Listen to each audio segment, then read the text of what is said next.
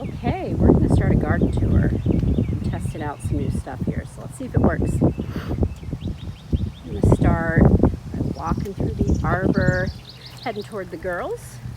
I don't know if they're girls, but that's what we call them. This is some rootstock that I didn't have the heart to cut back, and it's rootstock to this really beautiful Queen Elizabeth rose, which should be opening any day now.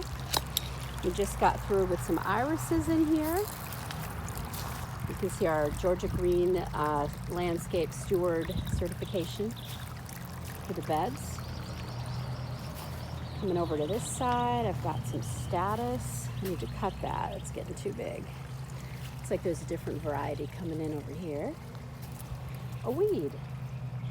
Oh, somewhere in here we have a lizard running through.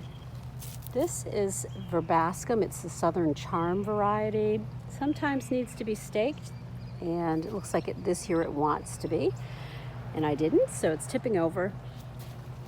And I have a rather large columbine that has reseeded in some of my test baskets, but we had a lot of rain last week. They tipped over, so I've fenced them back up, and hopefully we'll be able to keep them up until they're done. They should be done in the next week or so, but look at how pretty these are. No, I don't remember. These were from a mix of seeds, so I don't remember what they are, but this is one of my first peonies in Georgia. They seem to be a little fussier here than they ever were up north. I'm kind of coming through to the back. There's a little water feature. Some Sweet Williams that reseeded. And some water irises. It's really good to keep these dead-headed though, and I just don't come back here often enough to do that.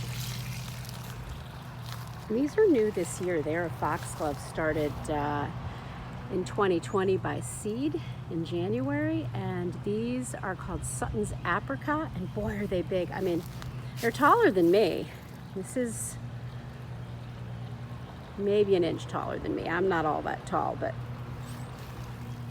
these are beautiful. I haven't seen my hummingbirds yet. I have my hummingbird feeder, which usually sits in front of these, and I'm washing it out and kind of starting to see if I can get them to come back. This is the veggie garden. It's not very big. There's not that many of us here.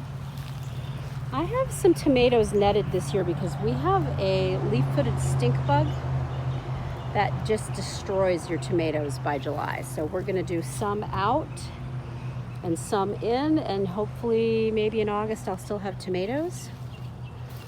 I planted these in November. You can see they're quite tall. That's about 8 feet right there. So the top of that obelisk.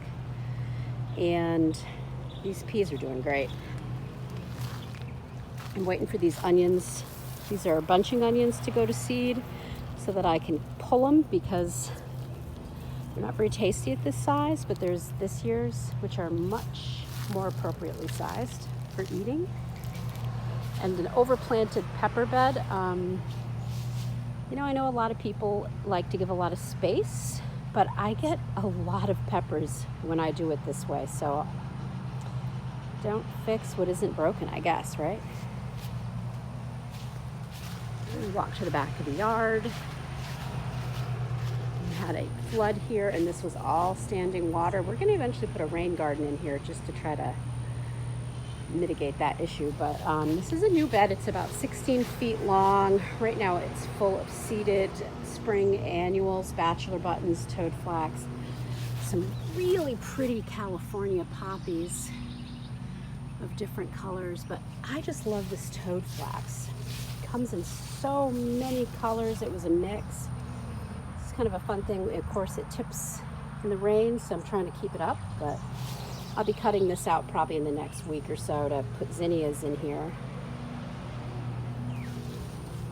And then just a perennial border, kind of a mishmash of what I find on clearance and on sale.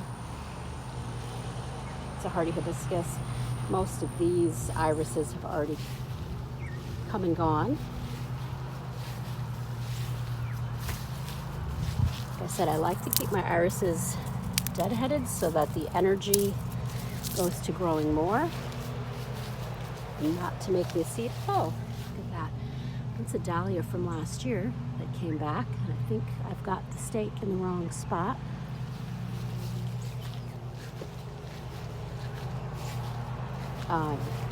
This is an echinacea started last year by seed. It's getting really big.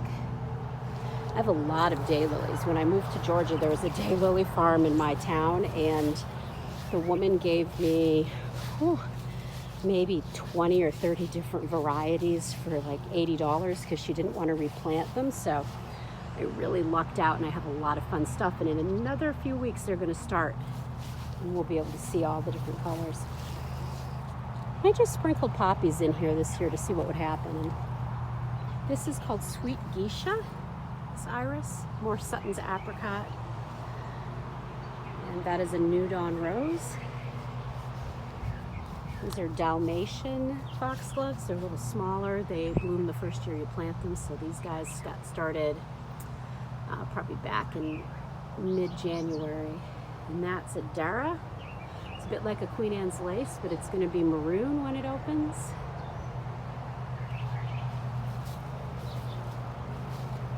This is Lenora Pearl Iris. You can see there's some sort of rust or something happening in here that I'm going to have to treat. And it came from this clump that I got at a Master Gardener's sale. So it isn't just because they're masters doesn't necessarily mean they're selling you something healthy. Kind of disappointing because it's starting to spread. So I'm going to have to take this whole clump out probably this fall and either get rid of it or see if I can find some healthier parts. And there are some that are better than others. So got some flag irises that are coming into bloom up here. They are a little invasive, but they don't spread that much of the clay that we have, so I'm okay with that. And again, more daylilies all the way down the side of this hill. And it does look like my lavender's coming back, but some of it's not looking too good. But usually by mid-June, this is all perked back up. So I'm not gonna do anything crazy yet with the pruning. So this one's coming back pretty nicely. And that one.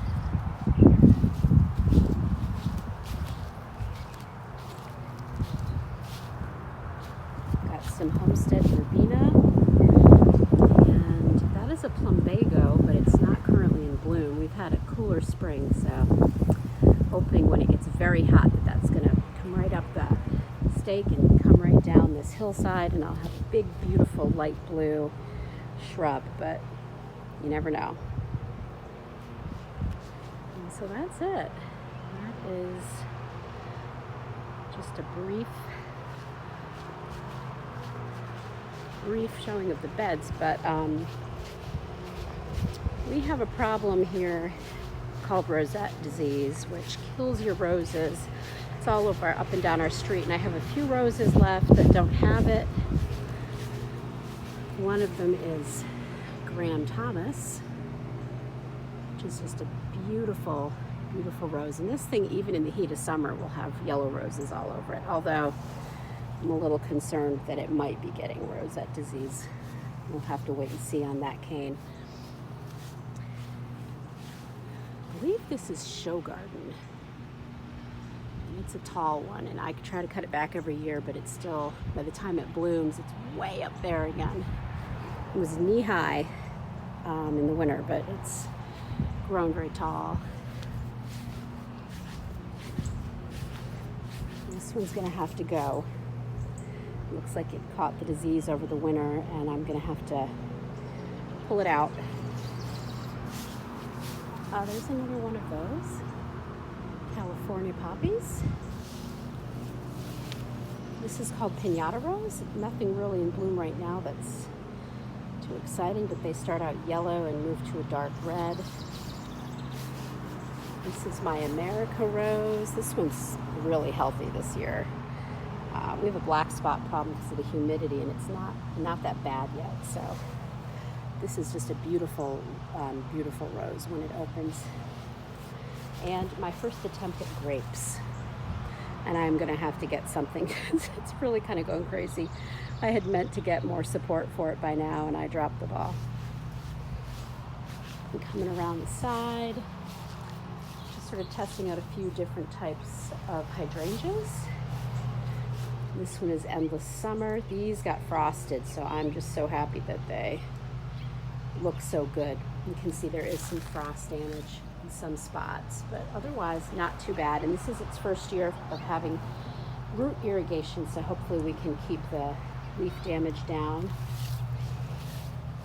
Got a windmill palm, butterfly bush, just a couple other funny little things that I've put in over the years. And this is a new deck here, and it has some azaleas, some holly, and this spirea, which usually has, you can see some of it down here, the prettiest leaves, but some of the new leaves take a while to variegate, but it'll have a nice dark red flower when they open. It's just a fun little shrub. This is a clerodendron vine. Didn't like the cold weather. Let me see if I can find. So it has these white flowers that when it's in bloom have a bright red interior to them, like a bleeding heart. And it looks like it's going to start back up again. I've got all this new growth, so that's going to be exciting. Deadhead some of these.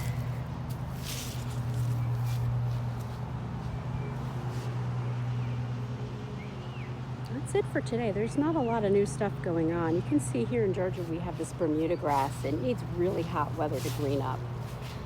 And it's a little frustrating to have all of this color in the borders and still have yellow winter grass, which just makes no sense to me because it's been 90 degrees already, but it needs more time.